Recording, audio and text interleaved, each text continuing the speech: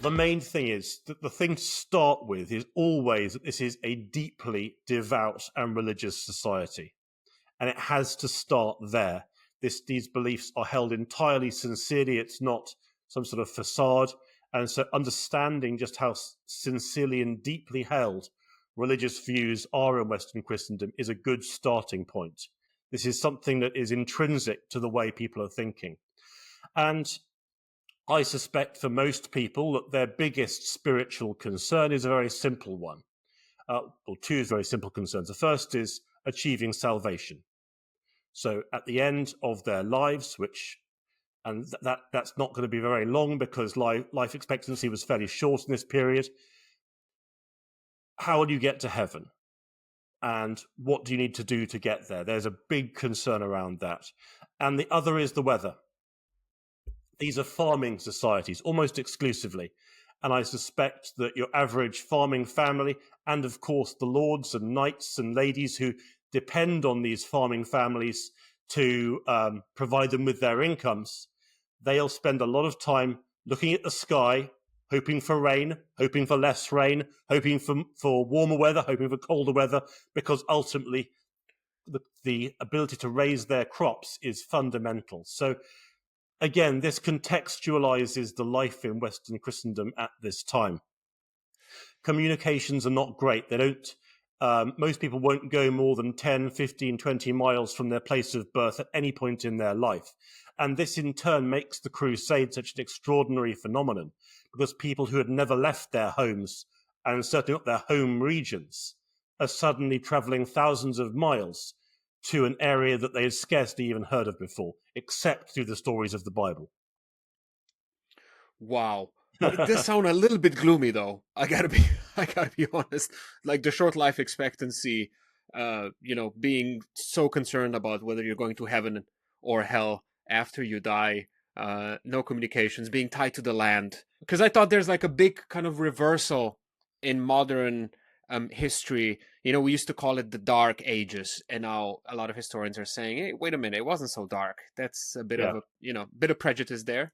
But maybe from what you're telling me, it wasn't a big Woodstock either. Maybe I've overpainted it in negative colours. So let me balance it out a little bit. Society at this point is based on communities, very close-knit communities. You would be born and raised surrounded by a circle of families, all of whom would know each other.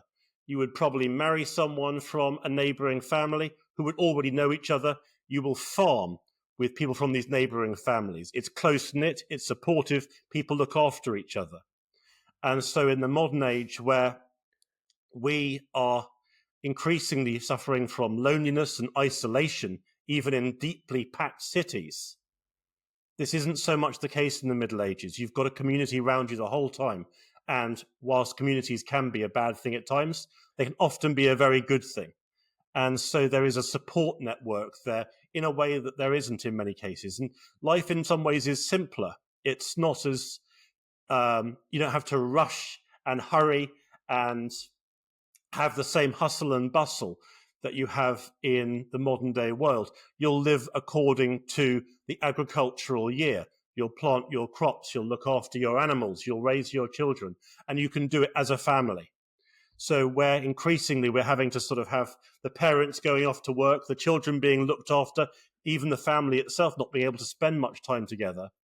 In the medieval period, you're together the whole time. You work together as a family unit. And that's a nice thought. And of course, even the idea of heaven and hell, there is still the promise there of eternal life for the majority.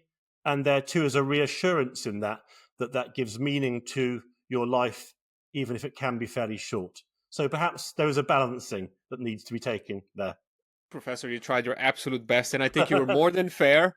But to be honest, if I had a time machine, I think like ancient Rome or like ancient Athens or something for me. Just saying. Yeah. Yeah, no, I take your point.